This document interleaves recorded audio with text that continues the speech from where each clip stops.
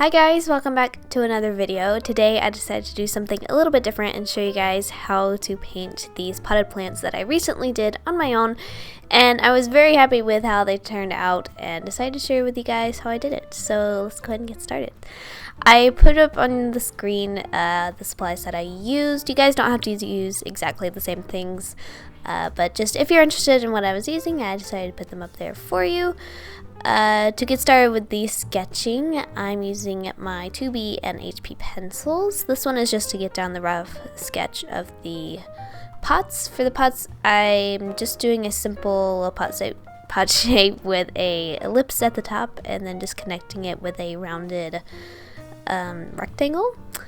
And that's basically the entire pot shape for the rest of them. I didn't experiment too much with these. I just wanted to make it simple.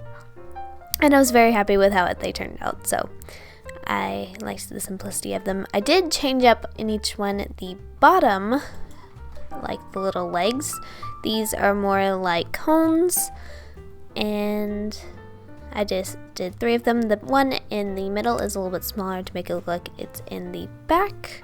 I then went in with my mechanical pencil and then drew in the leaves. Now these leaves are super simple. I just did the little stem and then like a little teardrop shape.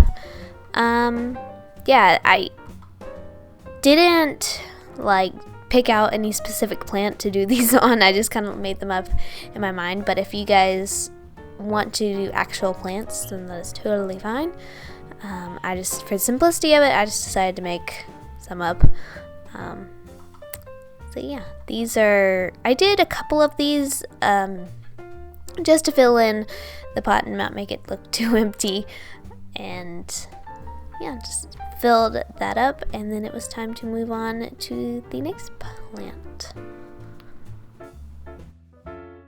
Moving on to the next pot, I didn't change up anything too big with the actual pot itself. The only thing I changed up was the pot design. I did 2 colors, so I ended up dividing up the pot into like 3 different sections, and then I did the legs a different shape. I did more of a cylinder shape, and I did the 3 again. All of these have the 3 legs, and then the middle one is smaller again to make it look like it's in the back. Now for the plant itself, I went with more of a vine. These are super easy to draw. I feel like anytime I see these kinds of plants that people draw, they look super complicated. It's not, believe me, it's super easy. So all you have to do is just draw the base string protruding out of the pot. This is just going to be like your base for the vines, and then I just go back over it with drawing like these little heart shapes around the vine. So I just go all the way up on them to make it look like they're super leafy. And now finally moving on to the third plant. This one is inspired by my own plant that you guys will see in my videos in the upper left hand corner. This is a little plant. I actually don't know what it is. Whenever I got it, it didn't come with like a little label thing, so I don't know actually what it is, but this one is, it kind of looks like a little mini tree, so it's kind of like a bonsai, but not exactly. But you just draw the little trunk, I guess, and then the little limbs sticking out. And then for the top, I just did kind of a squiggly blob, I guess. Yeah. Real quick about the pot, I did it a little bit skinnier than the others, and then for the legs, I did little triangles. And then I did a little kind of mini version of the upper, or the other bigger plant onto the side. I then took my eraser and rolled on top of the plants just so it wasn't super harsh, and then I could go over it with my liner. For my line art, instead of deciding to do a regular black ink line art, I went in with my 8B pencil. I like using the pencil just so it's not as harsh as the liner. I feel like it's I don't know, I just feel like I'm not so stressed whenever I'm doing it, and it doesn't have to be so perfect because I can erase it slightly. But yeah, I make sure it's super sharp, and I just trace over the pencil marks. So now it is finally time to start painting. I picked out my colors prior to, and I did put them up on the screen for you guys if you wanted to follow along exactly. But again, you could just use any random green color. So I took my light olive green, this is just straight olive green, and then I painted the first plant's leaves. The mix that you see over there, the darker, I guess muddier green, is the Van Dyke brown mixed with the olive green, and I go back over the leaves again, just kind of closer to the base, just to add a little bit more of a dimension to them. I then mixed up my brown and red ochre to make this terracotta color, and then put that on the pot.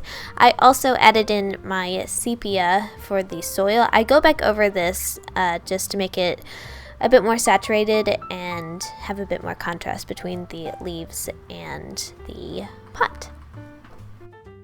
Okay, so moving on to the second plant, I took my yellow green color. This is the straight yellow green, and I'm using this for my vine plant. I really didn't do too much of a color variation with this one, which all of these don't have a huge color variation, but I really just kind of stuck with the main yellow or green yellow color. And as you can see, I added in the darker layer of the sepia on the other one, and I'm adding in the terracotta I'm having trouble saying that, the terracotta color in for the pot on this one. And then I'm also adding the sepia for the soil here.